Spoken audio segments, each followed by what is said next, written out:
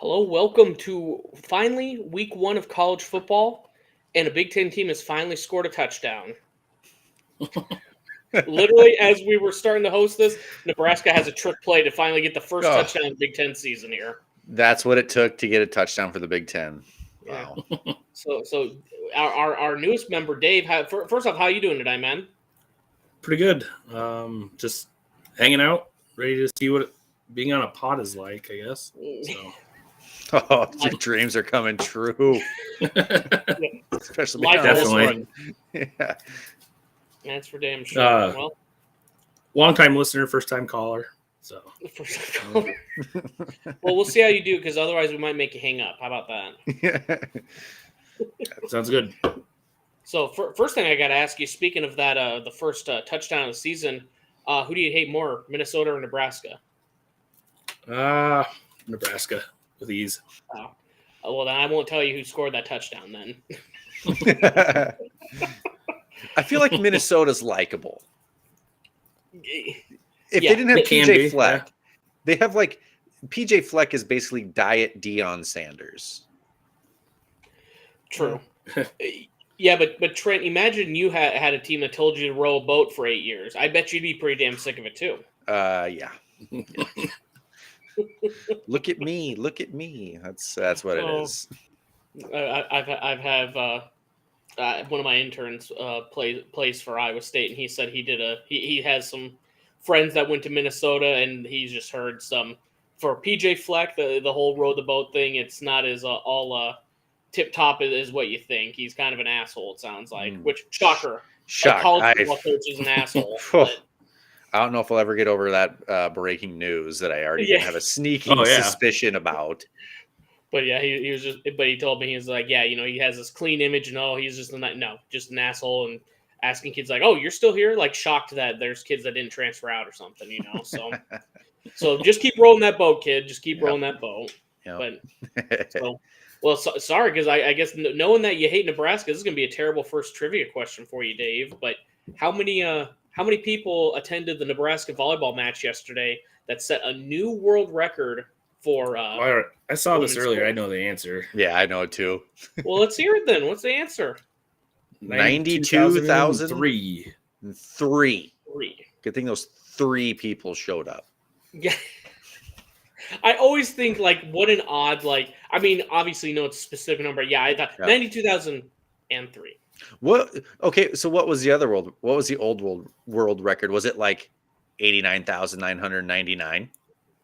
Yeah, I mean, they beat it. It was they cleared it pretty significantly. Yeah. It wasn't like, oh, they beat it by 3 people and we're all good now. But that was a pretty cool scene, though. I mean, for a volleyball game in the middle of the football field, that's pretty cool.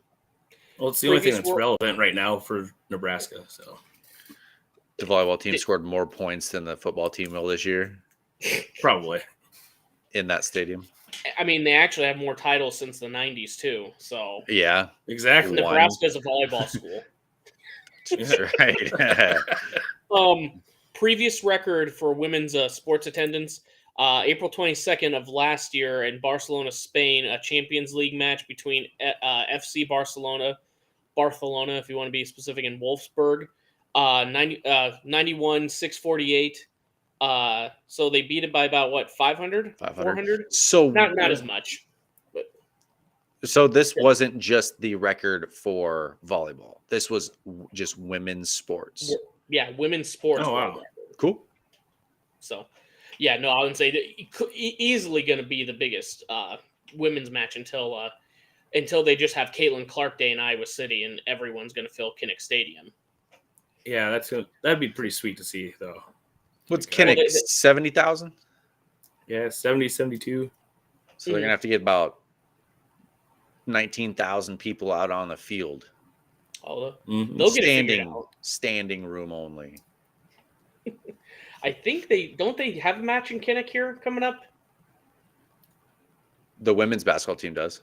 Yeah, and so I don't know who they're playing. I think it's some Northeast school. I thought, but Caitlin's going to be. I mean, they're playing a women's basketball game in Kinnick, like specifically for this type of event here. Yeah.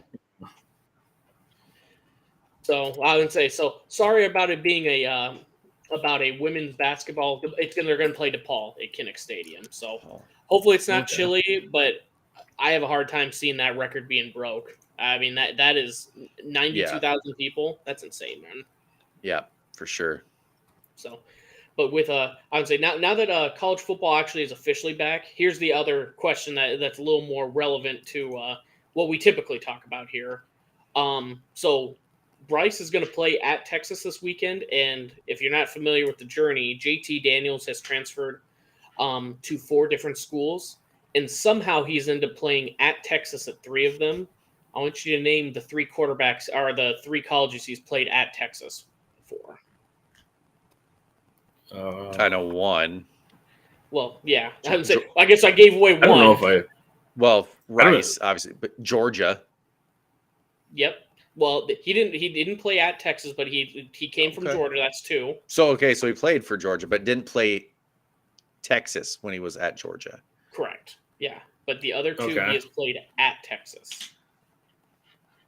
Did he? West Virginia. West Virginia. So Rice, West Virginia. Is it an? It's got to be a non-conference game, right? Mm-hmm. I don't know where else he It's played. in the Pac-12. What's that? It's in the Pac-12. Was it one of the 4 remaining schools in the Pac-12, or one school that's exiting the Pac-12?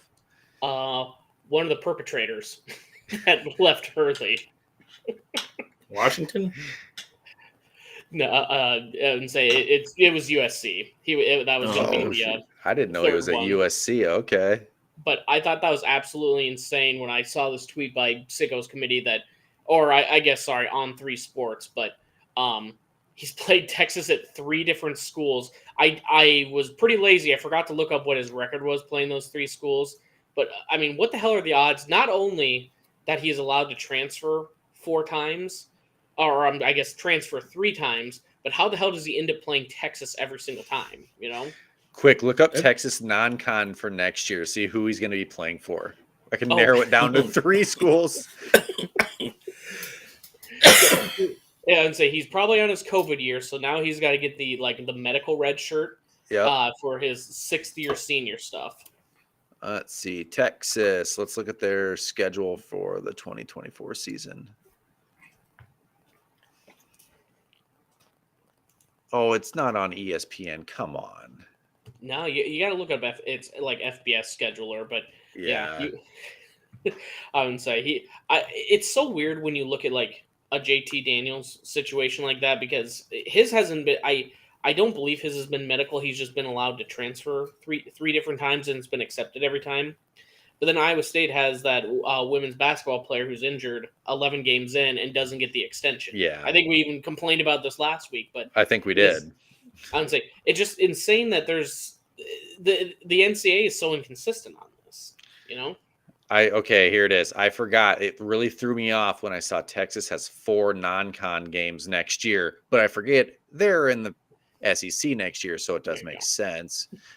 Colorado State, Michigan, UTSA, and University of Louisiana Monroe. So narrowed it down to those 4 schools where JT Daniels will be playing next year. You heard it here on Amateur Hour. UTSA. UTSA. Yep. Yeah. It's actually listening to that. Usually, it's like I'm about to shit on them. I mean, they might play 2 ranked teams. UTSA could very well be ranked, and Michigan for sure will. Harbaugh probably won't be there, but Michigan will be ranked. Yeah. Rumor is he's gone after this year. Yeah, he's been flirting with it, man. But he wants to buy his kids just some cheeseburgers. That's all he wants to do, and the NCAA is being meanie. So some dried up chicken tendies. He's probably out of there at this point. But so with last week 0, I mean, there's probably like 2, maybe 3 games even worth watching. Yeah. Did you guys? How many games did you guys watch? And do you have any overreactions for last week? I don't think anything surprising happened. I usually don't watch week 0. Yeah. I just wait till the Hawkeyes start. You want to be on a college football podcast and you don't watch week 0 like your life depends on it, Dave? Jeez. Nope. Oh. Brian's had his football boner on all summer, and week 0 gets here and finds out somebody doesn't watch his. No, I don't do week 0 unless it's like a huge game. You know, like if it was like a early super ranked team, yeah, I'd watch it. But most of the time, no. Yeah, I didn't turn on Notre Dame and Navy until it was the third quarter. That game was out of hand already. It was really weird. So like they did game day like normal. They blew Alabama and Texas, and then the show ended, and then it started like a high school football game, and I was like, oh shit, maybe it's on NBC. No, they did game day at the same time, but they didn't kick the game off until 1:30, and game day was done at 11. So like for 2.5 hours, I don't have a college football fix. Yeah, no college football was on till 1:30. Yeah, so if I had one complaint about week 0, I could care about less about crappy matchups. But that was absolutely asinine. Like, how did you not either play the high school game and then have game day beforehand? Why was it so scheduled so damn weird at that point? Yeah, it's not like they had a full slate of games that they needed to cut to. So why wasn't game day just started like 2.5 hours later so it matched up? I don't know. Yeah, I mean, you had 7 games and a bunch of them were bunched up later in the day, but is what it is. Again, college football is back. I shouldn't be complaining too much here, but if I have one, go ahead. I guess if you want an overreaction, I don't think USC is as good as they're hyped right now. Their offense, I mean, scored 56 points, but they started really slow, and their defense is not good. Like they had these linebackers that were highly touted and supposed to be really good, and San Jose State scored on them. Mm-hmm. Did you catch any of it, Dave? I saw some of that on my phone. That's how I pay attention to some of my stuff nowadays. Is my phone. I do think that I would agree with Trent though. Just from what I saw on my phone going on throughout the day, it seemed like they were very slow, probably overhyped. You know, it was just very strange. I think the Pac-12 is going to be a gauntlet, and USC has all the preseason hype. But man, I'm sorry, like San Jose State, there's nothing wrong with them. I guarantee they probably have a decent team out there. But when you're USC and you're ranked 6th, you're supposed to be shutting that type of team down. And when they score, I think it was 21 points, wasn't it? I mean, some 26 of those, I just had it. 26 to 56, something like that. Mm-hmm.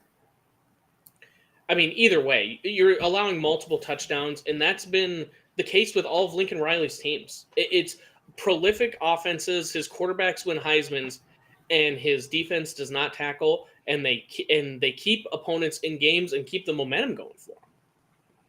I hear the tackling part is pretty crucial to football. I mean, he should probably coach that. Let me look that up. Yeah, can you fact check that for me, please? Oddly enough, that's the one thing. If our two schools are ever going to criticize people, it's you got to play some goddamn good defense. You know, you can have all the offense in the world, but if you're going to allow a touchdown and give your defense no break or no breaks, I mean, what the hell's the point? So. Yeah, I don't know. The only other overreaction, and just me being an Iowa State homer, of course, we're going to smoke Toledo, man. Toledo couldn't do anything versus Ohio? San Diego State. What's that? Ohio? Yeah, the Ohio Bobcats. You said Toledo. Oh, oops, my bad. Yeah, we're going to smoke Ohio. They're both in the same state. Iowa State plays them about every other year, too, so you're forgiven. Well. Isn't that where Matt Campbell came from? Ohio? Yeah, it came from Toledo. Toledo. Oh, Toledo. Okay. Mm-hmm. Yeah, but I don't know why. I know why, but like, God, it absolutely sucks when you're looking at non-conference schedules. We got to play at Ohio. We got to go at Tulane in like 6 years or something. How many like we have to go to Arkansas State in like that was the one. Yeah, as well. Like, what the fuck are we doing here? Yeah. You don't want to play the Red Wolves? What's that? You don't want to go play the Red Wolves of Arkansas State? Not at the Red Wolves. Come to Ames. Come on. we got to get into that Arkansas pipeline. Apparently, Pine Bluffs. That is where the talent is just surging out of there. I mean, if we're going to play on the road non-conference outside of Iowa, let's go play in the Unidome. If we're going to play Northern Iowa every year, let's just get a home and home with them. Oh God, I was gonna jokingly say, where the hell's North Dakota State at? Is that Bismarck or North Dakota Fargo? State's in Fargo. Come up to Brookings and play South Dakota State. Fuck it, let's go play. We might lose. Let's go play at the Colorado School of Mines. Come on, let's just really get weird with it. But no, I would say I don't know, man. Week 0, like we said, nothing special about it other than college football's back. No real. Oddly enough, the biggest game was on the Pac-12 network, and no one really even could watch it other than highlights. So I watched it, but after seeing the final score, I can see why they wanted to hide that game away. Yep. But I'm just saying. Sorry, I was just checking. Utah's still beating the shit out of Florida here. What are you drinking, Dave? You drinking a Swarm? I am. Ha! Ooh. I do kind of want to try that. I heard it's Bryant says it's pretty good. And I like what is it? Is it a gold nail or? Mm-hmm. Yeah. I like gold nail. Yeah. Pretty good. So the Swarms are pretty. The Swarms are pretty good. I follow the We Will Collective for the Ames Lager, and I've been on a mad dash to like anytime or Westo Beer on Twitter, and people will post where they've been finding it, and people are buying it by the case. Like a 6-pack is like $12, and they're buying six packs at a time, and I cannot find this fucking beer other than Clone Fest, which is fine. That Clone Fest is good too, but like it's amazing how much these beers people are going fucking bananas over them. Yeah, I haven't found any of them because, I live in Sioux Falls. I stopped at the Hy-Vee and checked the Hy-Vee Wine and Spirits in Sioux Falls for any of them, figuring, West O's and Okoboji, it's only an hour away. Mm-hmm. Nah, nothing. Drive halfway to Rock Rapids. Maybe you'll find it there. Yeah, never know. Yeah, you're just going to have to stop at Westo and grab some, man. Yeah. Get a growler of it or something. Maybe Will Liquors has it. They've got everything. What did you say? Will Liquors? Will Liquors. It's liquors. Oh, it's a huge. Yeah, it's Willie Liquors. I got you. That sounds worse. Willie Liquors? Yeah, that's just what. No, that's just what we call it. It sounds like you're in 5th grade and you're making fun of your buddy, calling him a Willie Liquor. Yeah, it's Will Liquors, but we call it Willie Liquors. Okay, all right. Sorry, I had a double take on that one here. So let's move on before we derail it super early here. Speaking of USC and everything else, Caleb Williams, guys, he doesn't want to play in NCAA 2024. He's only getting paid $500 for his name, image, likeness. Doesn't think that's good enough. What do you think? I mean, I put it in here. I'm like, whatever. His NIL is worth like $2.6 million according to on3.com. So $500 to him is nothing. And if he's going to be the cover athlete, I think he deserves a little bit more than $500. I think that's the 500 is for just to be in the game. Yeah. I guarantee if you're the cover athlete, you're getting more than that. But yeah. And I know there's a lot of athletes in this game, and $500 a piece adds up when you have all these athletes. But it's kind of like EA. It's like, we're paying these guys, or pat yourself on the back. So I can see why they're going to make more money off of him than, and like I said, that 2.6 million, 500 is nothing. Yeah. I was just looking up the figure. So EA is paying out right now currently upwards of $5 million for the $500 per player in every single one. Mm-hmm. I don't know to what level they'll play. I would assume you'd get down potentially to FCS. I don't know. They might just do the FCS Northeast and stuff again to, I don't know, save on NAL. I'm not really sure, but I mean, 500 for the average guy. I think every player I would assume is going to do it. I just don't. I would think like the long term of how many classes before me didn't have this privilege on or whatever you want to call it. and I could be paid, and I'm in a damn video game, you know? Yeah. No, I said boo-hoo about it, but I also look at it as the same way. Like that's what they're giving you. Take it. Like you're gonna be on a video game. Like you're right, Matthews. He's gonna That's get how I that. look at He's it. got that second place ribbon for the Cotton Bowl. He's gonna have that instead of his NIL check from EA for that. That's what you get for losing to Tulane. Oh, that I'm. And again, how'd they lose that game? Defense again. Defense and special teams. Christ, if we haven't learned that in the last few years, how important that's going to be, then I don't know, man. So Apparently I wonder if chat overlay is only YouTube comments, because that one came from Facebook. We're learning. Yeah, Let's learn on the fly. Oh man, we're gonna lose all our sponsor money. Oh, by the way, Dave, you're not getting paid, and we do this for the love of the game. I think I forgot to mention that. There will be no check in the mail. Yeah. So don't stand by the mailbox tomorrow looking for it. That's a waste of time. Oh, fuck. So, well, I would say, we'll keep moving on here, man. Going into the season here, I would say we're gonna have a few predictions going into it. The biggest one, I think, in the preseason, everyone's looking, other than, and we'll talk about conference winners and stuff, but Heisman. I mean, I think that's the biggest one right now, and we might as well just stay on the Caleb Williams train until it kind of derails here. Obviously, he could be I believe, Archie Griffin. I know he won twice. I don't believe it was he won back-to-back, correct? He won back-to-back, yes. Yeah. So Caleb Williams could be the second and, the next back-to-back Heisman winner. It's basically him versus the field. I mean, do you guys have any clear favorites that you're looking at right now? Jaden Daniels, LSU.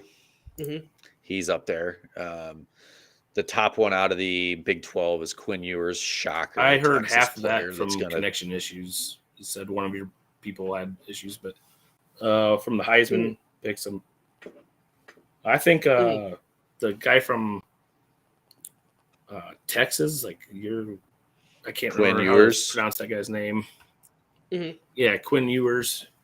I think he's got, if they can do really well, I think he can get it. And then I actually wrote down a dark horse. I think Drake May from North Carolina. If they have a really good year this year, I think he could be way up there too. Yeah, I can't believe he's not. Oh yeah, there he is. He's plus 1,800. So yeah, he's way down there. So I always find it insane on these lists, though, because again, this is Caleb Williams to lose here. Yeah, but Drake May is plus 1,800. Drake May has had an established last couple of years at UNC, and we know what he can do. The backup at Georgia last year and their starter this year, Carson Beck, who has not played any, has the exact same odds just because he's the quarterback at Georgia. Yeah, it's kind of the same thing at Ohio State and Alabama. Kyle McCord there, plus 2,500. The same odds as everyone's consensus number 2 pick next year, Marvin Harrison. Doesn't even matter what team has the same exact odds because he's the quarterback at Ohio State. And it cuts off before, but same thing with the Alabama quarterback. He has better odds than so many extra starters or established starters across the country just because he's Alabama's quarterback. And I don't blame him. It's just always funny that how the odds are skewed just in that favor. Yeah. And you see Marvin Harrison Jr. on here as a wide receiver. It's like, what kind of numbers is he going to have to put? This is a quarterback award. Let's be real. Yeah. What would he have to do to win it? I mean, if you're looking at 14 games a year, or this year, if they make it all the way to the Big Ten championship, does 100 yards. I mean, let's say 1,400 yards and. I mean, that's 100 at 1,400 yards. That's 100-yard average. 10 touchdowns. Well, I think you'd have to have more. But the crazy thing is with how well he's hyped up. I know he's going to get double team, man. But it's Ohio State. You're going to have plenty of weapons around him. You can't necessarily double him every time, even though he's the best player. I mean, 1,400 and 14 touchdowns, 101. That is, everyone thinks that would be easy peasy, man. I mean, if he's pushing 1,700, 1,800 yards, and I don't know how many touchdowns he'd have, but I mean, I honestly, of all these players, I think Caleb will go to New York no matter what. I think he's just automatically there. I think Marvin Harrison's at least for sure one of the 3 or 4 that's invited. I think he just has an amazing year, and I think just because they don't want to have it all quarterbacks, and I don't know, man. Like I said, I think he's consensus number 2 no matter what in the NFL draft. Nice. But we talked about this off the air. We already know who's going to be picking number 1 now after cutting their quarterback, the Cardinals, and they're just going to suck for Caleb Williams. So Colt McCoy, yeah, they cut him. Lost old Colt. So I don't know, man. I'd say it's been a while since when we had to really think of like how long it's been since Colt's been at Texas. Now's the last time they won the damn conference, man. Yeah, that's crazy to think. It's been that long? Yeah.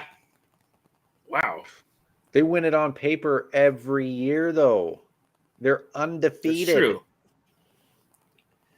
That's true. That's very true. I get recruiting is very important because it is. Hey, when you get that blue chip, when you're getting these blue chip prospects, why do you think Georgia, Alabama, LSU, Ohio State, why do you think these schools are in it every single year? It is astounding how much blue chip talent blue chip prospects they get, and they still make the NFL, but they can't create a playoff. Iowa State's been more relevant in the playoff picture these last 3-4 years than Texas has. That's embarrassing, man. Mm-hmm. Texas is back. There it is. Well, who the hell was the one that said that? Sam Ellinger. Yeah. Sam Ellinger said it once, so it's got to be true, man. Yeah, after they won like the Sugar Bowl or something. Dude, yeah, I mean, it's... I don't know, man. I would say as much as I want to shit on them, I remember when we were thinking we were back, number 7 in the preseason poll a couple years ago, and we saw how that one turned out. Triple overtime versus you and I. God, do not say that, man. I have been thinking that all damn week is with our out of conference, and it's bad. I think anyone that's outside of Iowa State and Iowa, they've given you guys trouble a few times as well, but everyone's going, it's the FCS school in your state. That should be a gimme. It's like they have a fairly talented quarterback in Theo May, as well as their coach has been there for 23 years. You don't coach at a school for over 2 decades if you don't know what the hell you're doing over there. Yeah. So, but I'd say, well, if you guys are good with it, let's get into the games, and we'll kind of do some season predictions, maybe some bold picks here. But we'll start with at least the first one of our 2 for the weekend here. Utah State, they are 23.5-point underdogs now at Iowa on Saturday. Over under is going to be 43 points. 11 o'clock FS1. Dave, I want you to start. What are you thinking for the game here? I do not have any trust in this new stipulation contract that Brian Ferentz has, so I'm taking the under. I'm just gonna be honest. Hey, you have to do this to do this. I think that's just gonna make him go, well, let's see, how can I still do the same offense because I don't know what I'm doing, and still score 25 points a game. But yeah, I'm just taking the under on it because I do not. Yeah, I don't see. I could say. I'm trying to do my math here. It's been a long day. A 21-10, pretty low game. 21-10. But their defense will probably be the same. The defense, though, is going to be the same. So that's where Iowa's going to do well. Absolutely. Do you know how many starters you're bringing back from last year? Is it still a decent chunk of the last year's crew? I'm trying to think off the top of my head. I think there's a decent amount, but not but it's. I guess once I see how the stipulation contract goes, my faith will climb probably. But if it doesn't go well, it's just going to stay the same. Well, I don't want to disappoint you, man, but I bet Utah State covering earlier in the week because first off, I got it at 25 points, so it's able that I can see Iowa winning this thing 24-0, but I think I got to see Iowa score 4 full touchdowns before I believe that they're going to cover basically a 3.5 touchdown spread. Yeah, So that's what I was. That's what I was saying. I was like, Iowa's defense is so good. They could cover this and still not get over the 25 that's required out of Brian Ferentz. Well, exactly. I mean, and I know this is going to be the type of game where they are, where they're really going to try and honestly build up their pad the stats as much as they can. But I mean, we got to remember that Utah State they weren't a joke last year. I mean, it's not like are they going to win the Big Ten West? No, but I mean they're going to compete. They went to a bowl game. I mean they lost, but I mean they're just not going to be. No offense, I don't think they're going to be Nevada last year. I mean it's. I gotta say the other thing that it kind of worries me going into this Iowa game is McNamara is starting, but it sounds like he's still rehabbing, and I'm just worried if any tweaks happen or if he's not 100% going into the game, you might be dealing with your backup quarterback as well, which is that terrible?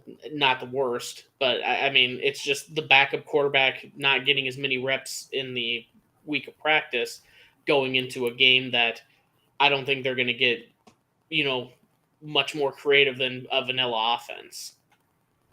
Yeah, I think with that rehabbing of that injury to McNamara is going to have, if there's a lot of pressure and everything like that, you don't know what could happen, but it'll be interesting to see what happens. Matthew says here, stipulation contract makes things interesting. Yeah. Matthews, Iowa 12, Utah State 10, and I don't think anyone would be shocked at that. Yeah. Very predictable. I'd be happy because it'd be a win, but it wouldn't shock me either. Not only would it be a win, but that would be a thrilling game, man. Iowa wins off of a safety. I mean, 10-10 in the fourth quarter, and they get a safety. It'd be the most Iowa thing ever. If Iowa wins 12-10 with a less than a minute safety versus Utah State, Kirk's going to cream his khakis. I'm going to tell you that much. That guy absolutely hates offense, and he loves winning ugly, man. Yep. Oh yeah. I don't know. I just got like I said, I got to see it, man. I don't think there's going to be too much fun in this one. I'm not a Big Ten fan, so I'm not going to love watching a defensive battle like that. But Iowa fans are used to it by now, so I think it's going to be a good game for you guys. I don't think there's any way they lose that one, but yeah, I think the Iowa under for now is still going to be a solid bet until we see Cade. Mm-hmm. So, next game, and unfortunately we don't really have any lines because they don't do FCS games, I believe, until the morning of. But you and I at Iowa State, the bane of our existence, 1:00 on ESPN Plus here. Trent, how are you feeling?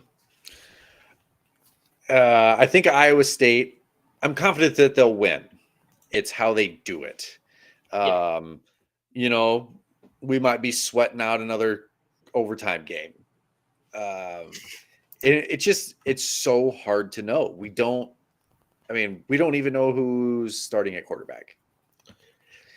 I think they're going to give the nod to Becht. I do too. Yeah. Yeah. And I think we're going to see 3 quarterbacks play. Really? Yeah. JJ Cole, he'll get some reps. And then they had a JUCO transfer that people are saying that he might be like the old 4th and 1, 3rd and 1 bulldozer. Oh, like the Belldozer from Oklahoma a few years ago. Yeah. So it's so hard to say because we've lost so much because of this whole gambling thing. Our defense is going to be elite. But Northern Iowa's quarterback is supposed to be really good. And they can always run the ball. That's Northern Iowa's thing. I still think Iowa State wins. It's just how it gets done. I hope it's a no sweat game. Iowa State comes out and wins by 20, 21. But I don't see it. That ain't happening. I don't man. see it happening. I think the big thing that's going to indicate. I was telling you before the pod. I think we're going to know exactly how this year is going to go by this game versus UNI, because we've seen them enough. They're no slouch team. If this line can get any push versus UNI, because if you looked at their roster, they posted their depth chart as well. I mean, they got some size at UNI. Now, I don't think they have the depth on the depth chart to keep us to, I guess, really keep up with the size of our line. But I am just shocked at I think we're going to be shocked at how well this line plays. I don't know, man. Obviously we're 0-0. I'm buying into the Kool-Aid from Iowa State, but with our new offensive coordinator, where I think they're going to kind of let him loose with how he's going to need to run this offense, as well as the line. I posted on here. They're averaging 323 pounds. I think we're 6th in the country on the average size of our linemen. According to, and as well as I do, every team inflates their numbers. We did in high school. I'm 200 pounds, 215. We all know they're inflated, but everyone's doing it. And if that number, only Georgia, Alabama, Texas A&M, Florida, and TCU have bigger linemen. And TCU's average is skewed because have you guys seen the picture of that 455-pound tackle? Yeah, he's like 6'5", 455. I mean, that guy is skewing. Yeah. Look, Dave, just look up TCU giant lineman, and you'll see this guy is a monster. Like, I don't think he would have any conditioning to play this year, but if you have a frame, and he's Florida a had a freshman. guy like that last year. Yeah, freshman, 455 pounds. That's incredible, man. I heard on another podcast that Iowa State's that guy he's huge. Yeah, Iowa State's offensive line would be that guy is huge. It'd be the 8th biggest offensive line in the NFL. Yeah, the 8th. Yeah, so I don't know, man. I think we'll know pretty early. It sounds like this this new offensive lineman coach. I mean, from what I've seen as well, there's tackles that are playing at guard. I mean, we had nothing that was to write home about on that team last year, specifically the line. I think he's just doing anything and everything. I think we're going to see a bunch of rotations, especially in a game where, not only we can use our depth to our advantage and kind of run UNI down, because I think they're going to play us tough, but I just think they're going to have their top-tier talent, and then the backups are going to be, if they have to take a break, that's when we're going to be able to take advantage. Yep. But I'm looking at right now, their defensive line, 6'3", 243, defensive tackle, 6'4", 317, another defensive tackle, 6'6", 261, and then DN, 6'5", 248. They got some decent size on that line. So like I said, yeah, and tall. You can have a short, stocky guy, but when you got a 6'6" lineman in the middle that can swat down passes in the middle, I think we're going to know real 6-foot Rocco Becht ain't going to be able to throw over that. Get J.J. Cole in there now. He's 6'7". He is 6'7", 250, just all muscle too, right? Yep. I don't know. Like I said, I think that's going to be a great first battle. And is UNI's line is close to Iowa's defensive line? No, Iowa's defensive line is going to be incredible. But I think it's going to be a good first step to see, are we going to be disciplined on our offensive line? Are we going to be able to get that actual push that we need to use with one of our I got a kick out of the 5 running backs that they have on the depth chart. Our 5 starters. Or like, I know you don't want to give anything away, but holy shit, man, just pull the trigger on a starter and we'll work from there, Yep.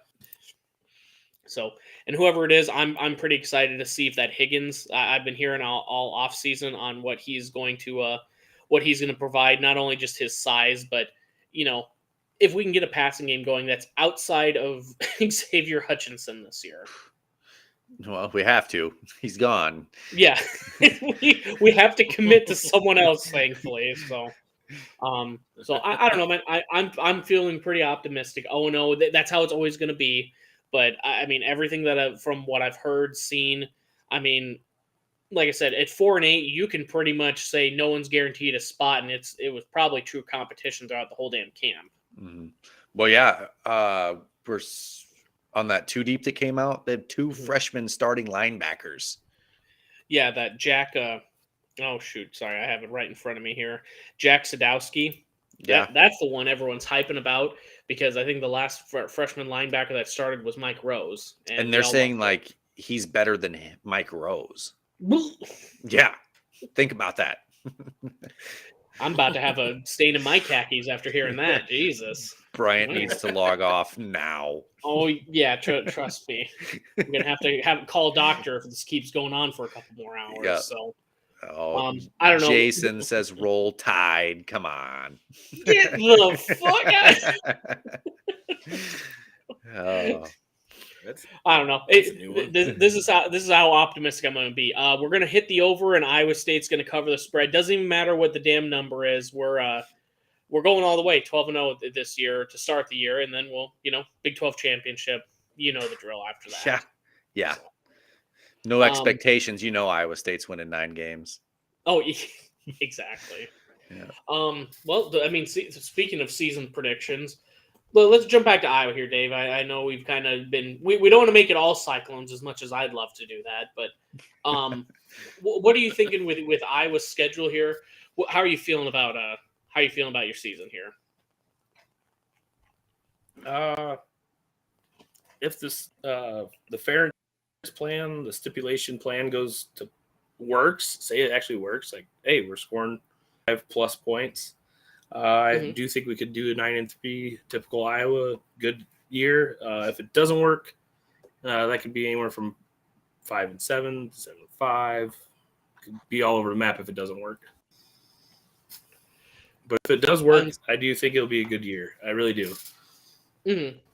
I'm excited to see that tight end play with McNamara. I can't remember his name now. I just had it on the tip of my tongue. There we go.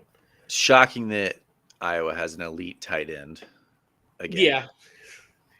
And say they've had how many is in a row? Kittle, Laporta. I'm trying to think of the guy that's been in between there. Hawkins. This is last year's schedule there, Bryant. Well, a little bit. I mean, you got Utah State that's right in the top right. So we've already talked about that one. I see. But I just saw the South Dakota State on there. I'm like, what? I'd say going through right now, I mean, I'm just going to stick up for my own team. I think Iowa State's going to be a toss-up for you. Directional Michigan win. At Penn State, you think they got a shot, Dave?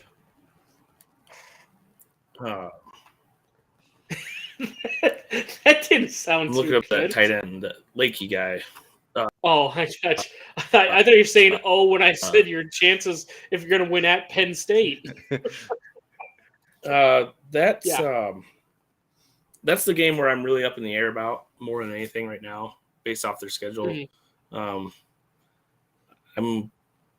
If the stipulation plan goes well, it'll be a tight game. If it doesn't, I don't even want to know what it could end up being.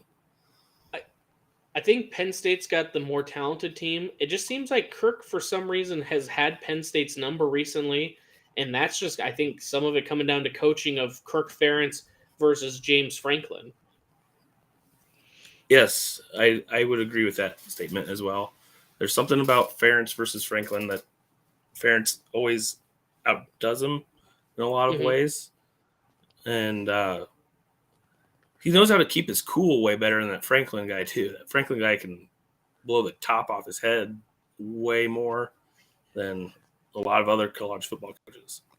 Well, I can't be an Iowa State fan and say that I'm okay with coaches keeping their cool. I'm okay with my guy blowing his top off every once in a while. Yeah. Oh, I don't give a crap about – I don't care about who blows their top off, but that Franklin guy, if you tickled his player, get your fucking hands off him. You know, he'd say something. Yeah. Oh yeah, he'd be the one crying to the ref for sure. But I would say I think other than the Penn State game, like I said, that one I think it's going to be closer than what a lot of people believe. I mean, you got the rest of your trophy games at this point at Wisconsin, which if that would be. I think that's going to be a typical Iowa-Wisconsin match. Really, they both they go head-to-head, very close games most of the time. I don't really feel like there's ever really big, huge blowouts. I always feel like it's one way or the other, pretty much. And Northwestern, they're always a thorn in Iowa's side. Same with Minnesota. The last three games, those are wins, I think. Especially that last one. I mean, the thing that sucks is Northwestern has had a completely normal off season, and they've been able to focus 100% on football. So I don't know, Dave. Yeah. Yeah, Northwestern, man, I don't think they're going to be good. Like, not that they're going to be good, but I think they're going to be really, really bad this year. Yeah. I mean, the rest of them, Minnesota, that's just one of those. Again, Minnesota could have all the talent in the world. PJ Fleck, it's the same thing with Matt Campbell last year, finally. You got to prove you can actually beat them before we can even predict that you're. I mean, that's an Iowa win right now. Until Minnesota proves, I think, anything different, Rutgers win. Illinois, ugly, but probably a win. I would say the big thing, like you said, if you got any offense this year, man, holy shit, you should have double-digit wins. That shouldn't even be a question at that point. Yeah. So, I don't know. I would say I agree with you 100%. It all comes down to if Brian's going to do his job, and honestly, I feel if Kirk gets the hell out of the way and just lets them play the offense. You brought in Michigan and Ohio State talent, let them play with the talent. Don't hold them to Iowa's offense of old, you know? Yeah, that's the one thing I've been kind of wondering is it going to be that your typical, we'll run first down, pass second down. Oh, let's try to get 8 yards on third. Or is it going to be like, let's see what Cade McNamara can do. Let's see what this Luke Leachy can do. Let's see what these people that we brought in or that came here, see what they can do for talent-wise, and if we just let them play to their abilities and not hold them back. Matthews here says Tanner Mordecai will own the Big Ten West for Wisconsin with their dairy raid offense, which, honestly, if you can have those big Wisconsin linemen, and even if it's a different system, if you can have them protecting the quarterback and he performs, I mean, like every year, it's Iowa or Wisconsin. I think Rule's going to take a little bit longer to get established, and I think he's going to be good. Fleck, you got to show me something until we actually will consider you, you know? Yeah, I mean, pretty easy prediction. Crazy socks aren't enough? What's that? PJ Fleck's crazy socks aren't enough to... Yeah. No, he doesn't roll the boat hard enough to win games. Yeah, but Trent, he has a triple Windsor knot though, so respect him, damn it. Okay, I suppose. Speaking of Big Ten, Nebraska's up 10-3 on Minnesota as we speak. Typical Big Ten game. Oh, I don't know. Oh, I might be in the baseball section on ESPN looking at the score. Nope, it's the football one. We're good. Oh, it's the football one. No, it is the football. Florida is down 24-11. So we must have missed it. I don't know if there was a safety or if they went for 2 and got it. I don't know how the hell they got that score, but since Utah's winning, future Big 12 Utah's dominating. It's just like our conference as always, you know. Yep. One thing you're going to find out too, Dave, is if teams that are coming into our conference are good, they're a Big 12 product, but if they're losing, it's the old Pac-12 product. So, okay. I just want to make sure you anticipate that, because next week, if Utah's losing, that's just the Pac-12 in them. Same thing with Texas and Oklahoma. If they win, they can still be in the Big 12. If not, they're SEC teams. We don't care. Exactly. Yeah, if they're winning, that's fair the enough. lingering Big 12. They'll have plenty of losing to do once they get to the SEC. Trust me. Who do you think will be better in the SEC, Oklahoma or Texas? Texas. Really? Texas. I said it last week. I said Oklahoma's going to be the new Arkansas. Sam Pittman, Arkansas, you think? I don't know, Yep. man. That I said it last week, man. I can see either one, to be honest. They're going to be middle of the road.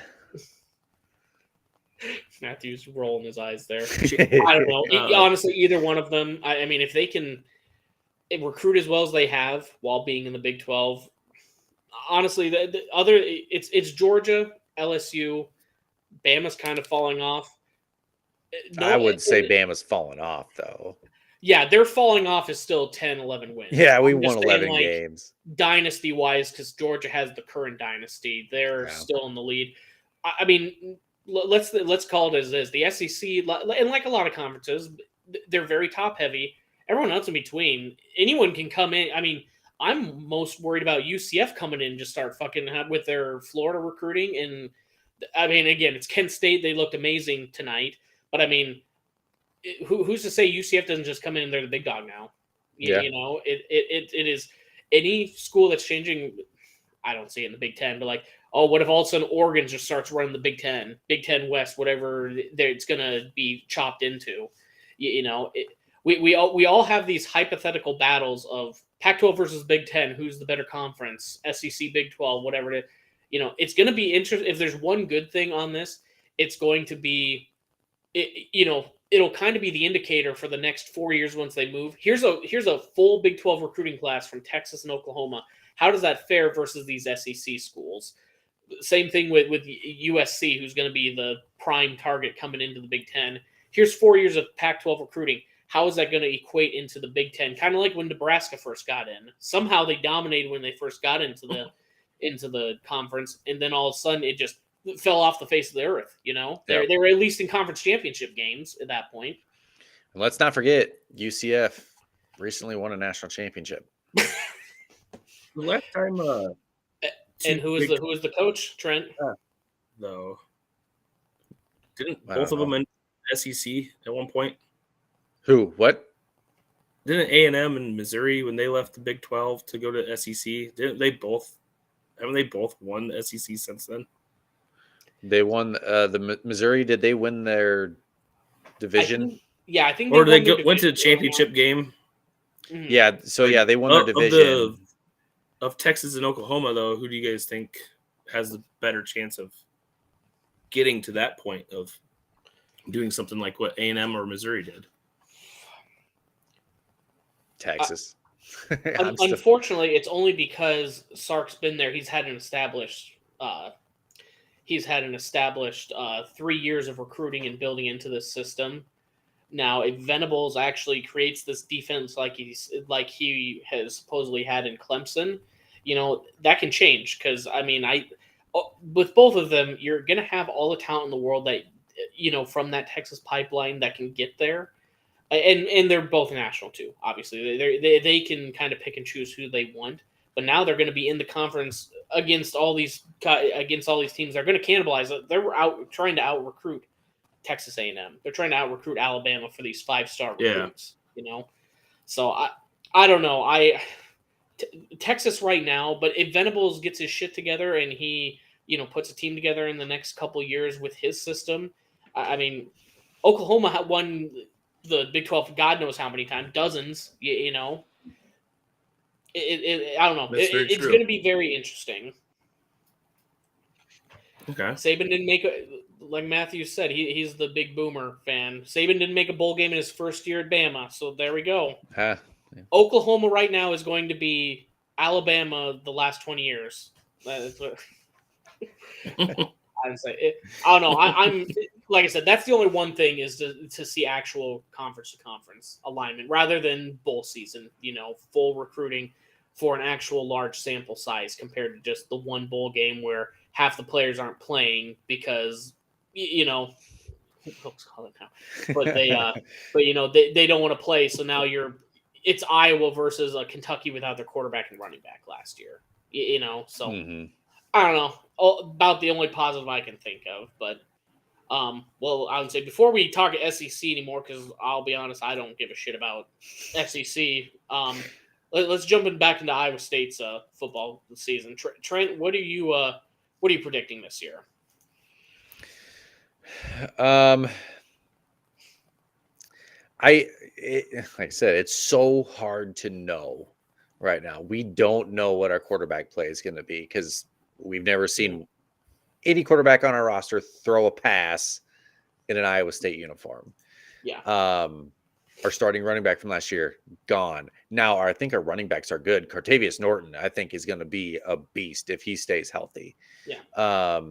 Again, the new tight ends, supposedly it's supposed to be one of the best tight end rooms they've had. Yeah. Even though there was tight end rooms with Chase Allen, Charlie Kohler, but the defense is going to be good. I think the defense will hold them in these games. If Iowa State gets to 6-6 right now, with everything not being known, I think would be good. Mm-hmm. I think 7-5 would be just a really good year with everything that's happened in the off season. That would be tremendous, Trent. If we went 7-5 after last year, I know we had a lot of 1-point games. That would be incredible job that he'd have done in the offseason here. Yeah. And even if they go, say, 4-8 like they did last year, people are saying, "Oh, Matt Campbell's on the hot seat." I don't. No, he's not. If they can match that record from last year, I don't think that's a huge loss because they completely revamped the team and lost their starters 2 weeks before the season. 2 weeks before training camp started, basically. So I saw this. It was on Reddit, and I did it between our two schools here because first off, Indiana has never had a decade. Some schools they just have a decade. Minnesota back in the aughts, but these teams have these decades where they just go incredible and they have a lot of wins and they kind of fall off. Uh-huh. But first off, speaking of Indiana, they've never had a decade where they averaged over 5 wins a year. They have just consistently been I think it was like 4.8 was their best decade ever, so across 10 years, which is, first off, that's absolutely incredible. You're in the Big Ten with the resources, and you've never been able to have a steady, consistently, decade at that point, which got me thinking about our two schools because I was interested to see, because I know we were successful very early on than a century of Iowa State football, and then, up until recently. Right now, between our two schools, first off, our two schools are having the best decade run, or the last few decades that we've ever had. For Iowa State, while we're on the subject, right now, this decade, only 3 years, we're averaging 6.7 wins a year. Last decade, 5.1. Decade before that, 5.5. And then much less, for the last century up until the 1900s, where we averaged 5.7 wins a year. That was the other decade, or the other decade in the last century where we actually had a fucking 9-win season, right? Iowa back when they only played probably 6-7 games a year. Yeah, exactly. I think we were 9-1 or 9-2 that year, but Iowa, same thing. Actually early on, and especially in the 40s, 50s, and if you've read about your Iowa history, they really dropped down after the 4 or 5 wins down to 2.8 all the way back in the 1930s.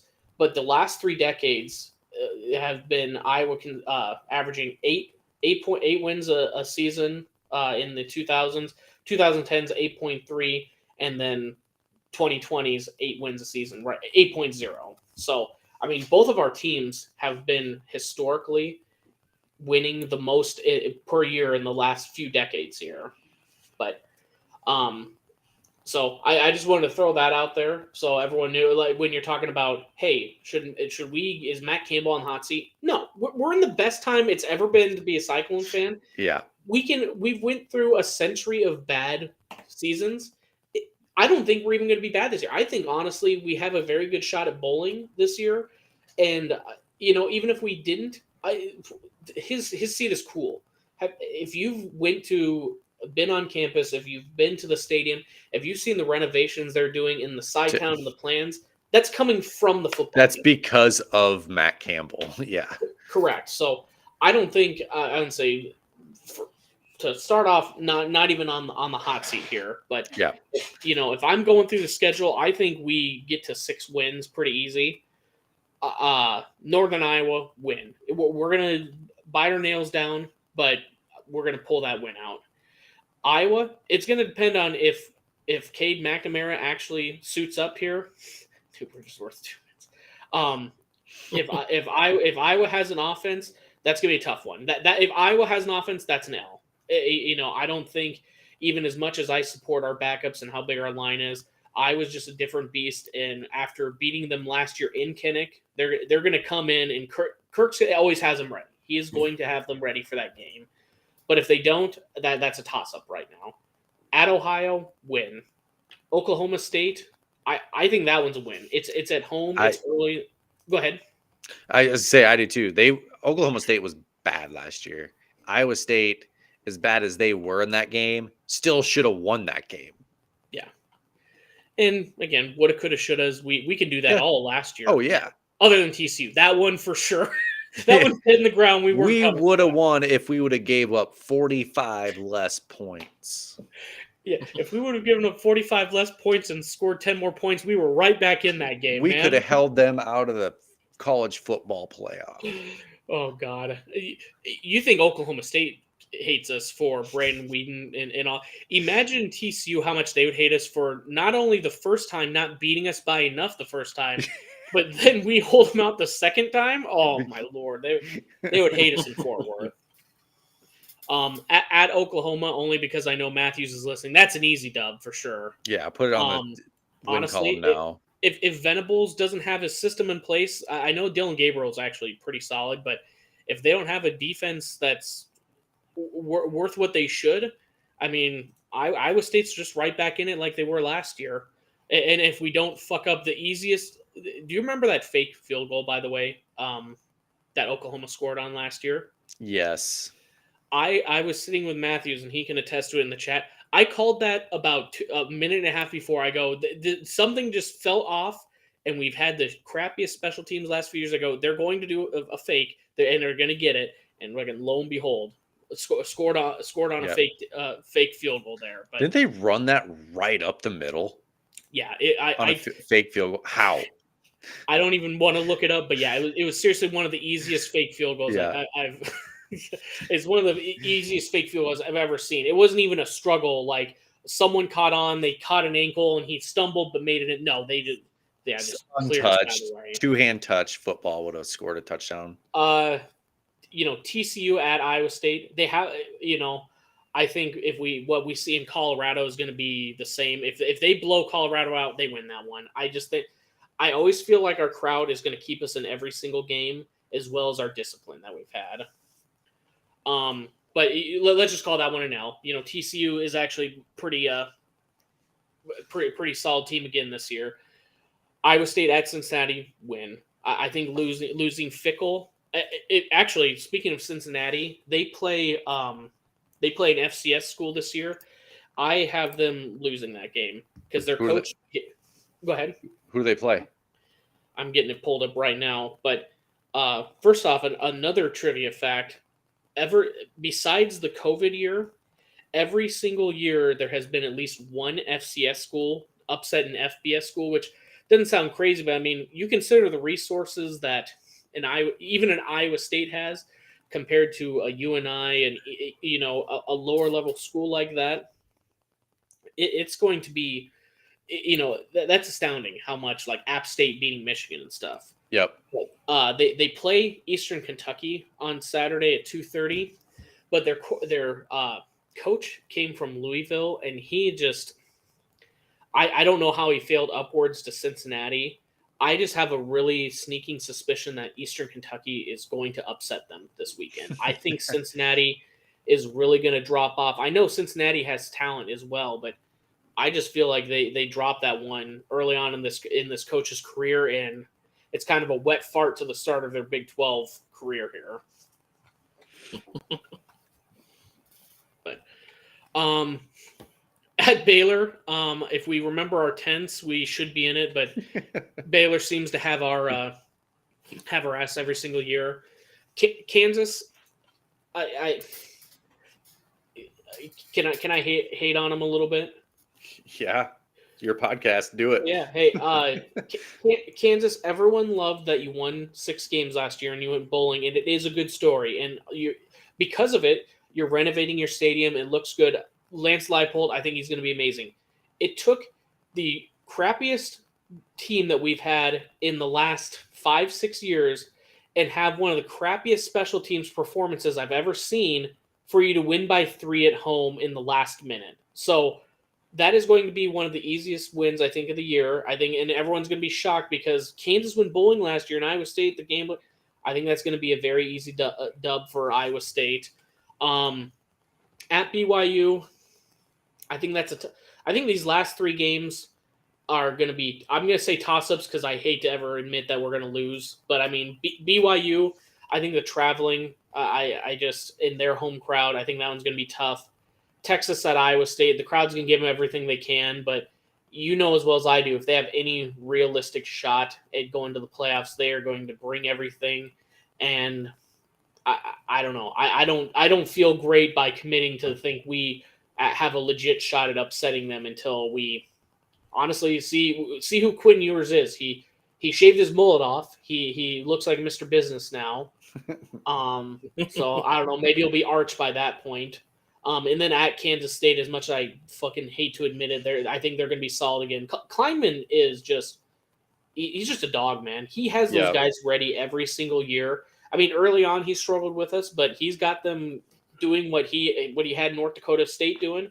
He is like I said, I hate it. I think he's got a very solid program with him, man. But I don't know, man. I think I'm going to be optimistic. I think we easily get 6 wins, and if we get 7, that's going to be a cherry on top. You know, we're going to end the season very. It's a very tough end stretch there. Do you happen to know off the top of your head I know we have a bye week. I guess when we have our bye week. Looks like I'm pulling up the schedule right now, and I can't see it. Since we go at Cincinnati, then it's a week off, and then it's at Baylor. So the good news is we get our break after 7 games.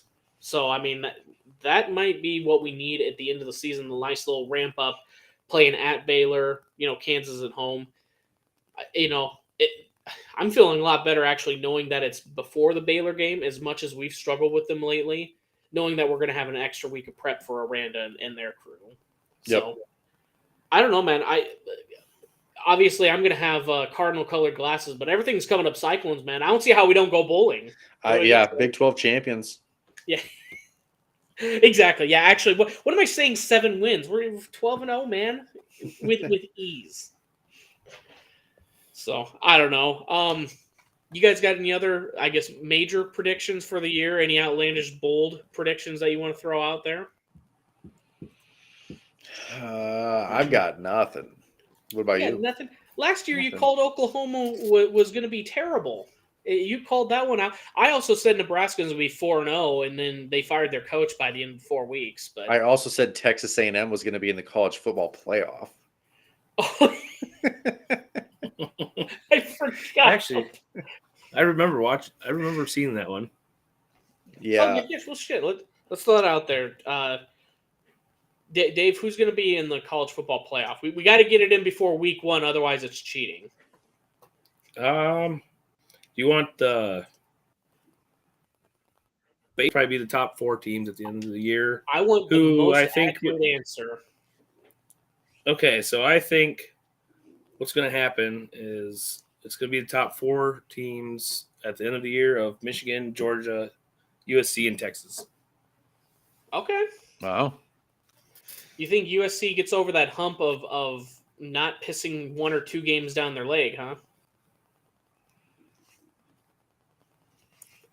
I do, even though it's an odd thing to say, but I do think the Trojans can do pretty well with Riley or Lincoln Riley, or the For everybody who creams their pants for SEC, it's going to be Georgia, Alabama, LSU, and Michigan. You have 3. Yeah, but I'm going to go with my first one, USC and Texas. If ESPN has anything to do with it, there will be.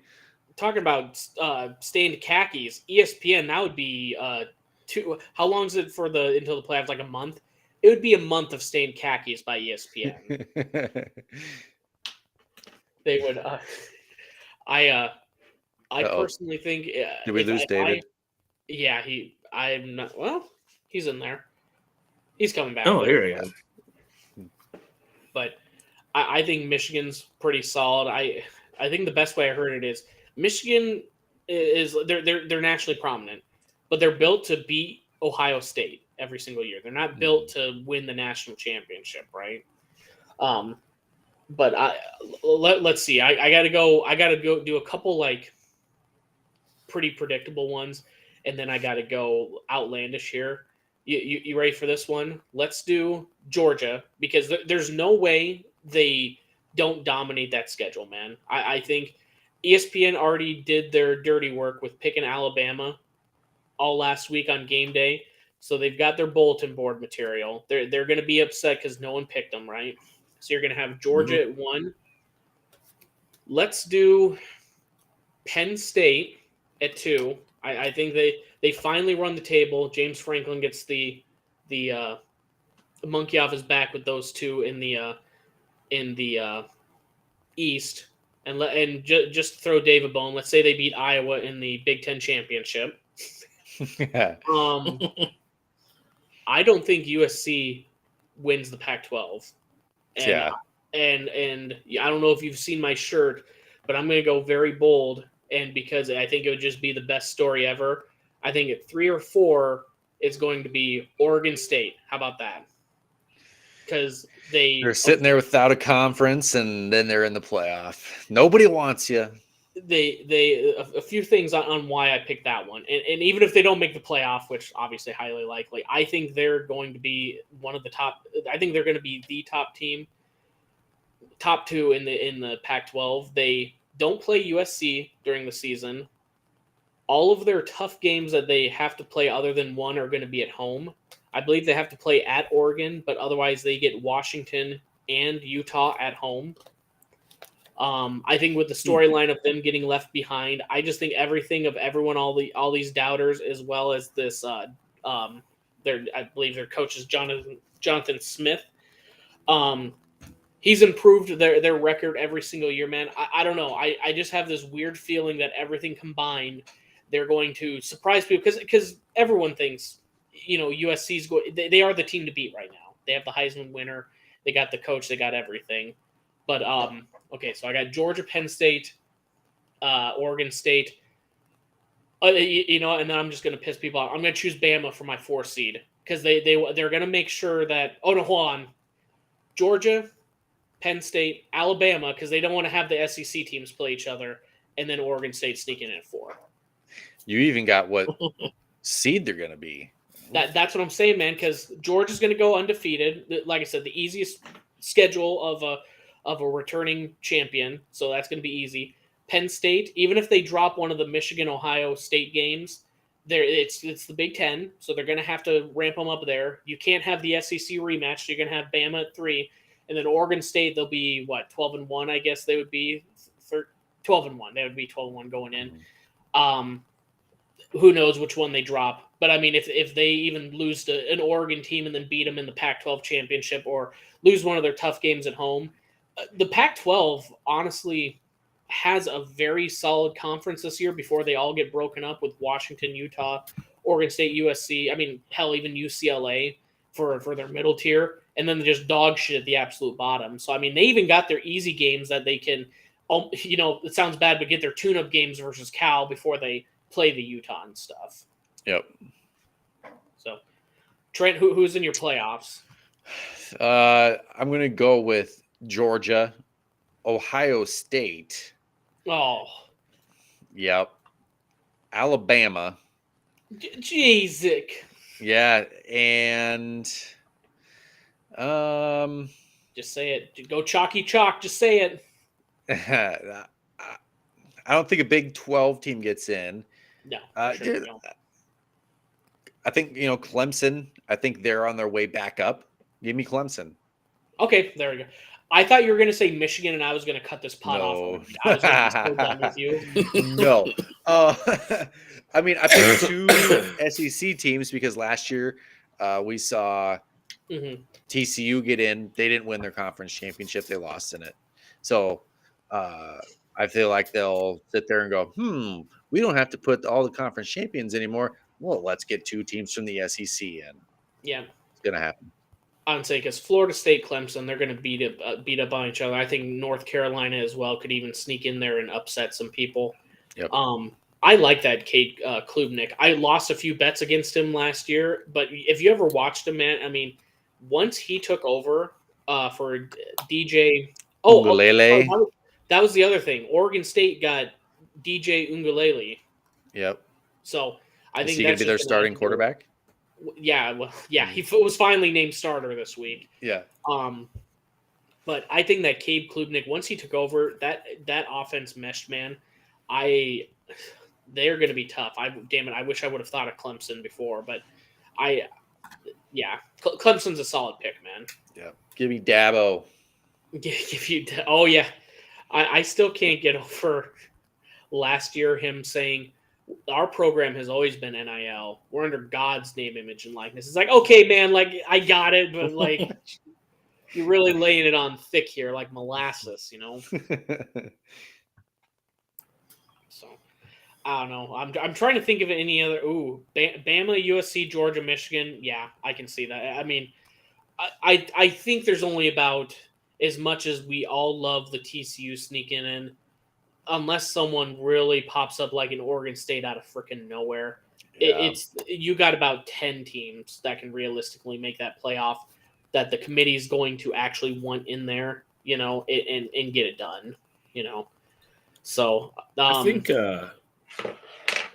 outside of mine, if I had to replace anybody, it would be USC with probably an Oregon, or even like like Trent said, like a Clemson. But if I had to replace like say the Pac-12 does really well, if I had to replace USC, I'd pick Oregon because that what's his name, Bo Nix, right? Mm-hmm. But other than that, yeah, I think those 2 teams too in the Pac-12 will be it'll be a battle for them. I'm writing down who y'all picked. So Bryant, you had Oregon State, Georgia, Penn State, Alabama, Oregon State. And if we only knew how to Photoshop well, we could throw that on Twitter and we could get roasted to hell. It would be. And David, who'd you have, David? Michigan, Georgia, Texas, USC.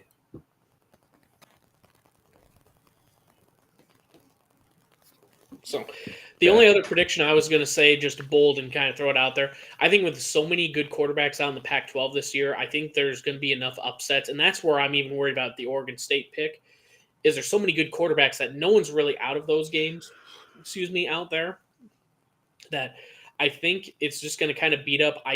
Caleb Williams, in order to win back-to-back, man, you got to have just outlandish numbers. I think I guess it's not really a bold pick. I don't think the Heisman winner comes out of there. As much as they have like five of the top 10, 12 quarterbacks in the country, I don't think the Heisman comes through there, man. No. So, but alrighty. Anything else you guys want to chat about, or should we get the hell out of here? Any locks of the week other than, like I said, Utah State covering Iowa? The under hitting an Iowa game. Oh yeah, bidding the under. Yeah, I forgot. Actually, don't it's even not say really Iowa a lock game. Of the week, all Big Ten. I saw on the agenda the best bets that you guys wrote down or you wrote in. I'm kind of big on the North Carolina South Carolina game this week, and Drake May and that Devontae Walker are pretty scary combo. I think they might light up South Carolina possibly. All right. And Minnesota came back and beat Nebraska 13-10. I thought I heard Joey cheering clear from Missouri, Florida, wherever the hell he is. I thought I could hear him cheering right now. Yeah. A classic winning a 13-10 football game. But at least you got the thrill of the last-second field goal, you know? Yep. Golly. Yep. Worst win percentage by a Big Ten team. Oh, my Lord. I knew Nebraska wasn't the greatest, but they're the second worst win percentage by a Big Ten team in the last 5 seasons. Rutgers, Nebraska, Northwestern, Illinois, Maryland. Man, I would have said Maryland was lower than they are. I think Matt Rule will have him back. Bold prediction from Matthews here. Caleb Williams visits the nail salon before kickoff. What did his nails say? Like say fuck yeah, Utah? dude, that was it said fuck Utah. Yeah. Fuck Utah. He That's lost right. to him twice, Yep. man. You can't do that. Yep. Oh god damn, I forgot about that. Well, let's get out of here. We're losing some steam here, but we do appreciate everyone joining in. Again, if you can, like, subscribe, share with us. To everyone to join us, we try and keep it on Thursdays at 9 p.m. just so we can kind of have a consistent time. We got some college football going at the same time. Guys, you want to add anything else? Tell everybody you know about us. Put it on repeat. There we go. Watch it on YouTube. Let's get those streams up. There you go. Yeah, we're actually all about to quit our jobs and we need this revenue. So we please just need it. Keep playing it. So yes. Alrighty. If you own a business, sponsor us. Oh yeah. Yeah. I mean, we'll get up. that sponsorship one of these days. Yeah. So alrighty. Appreciate everyone joining.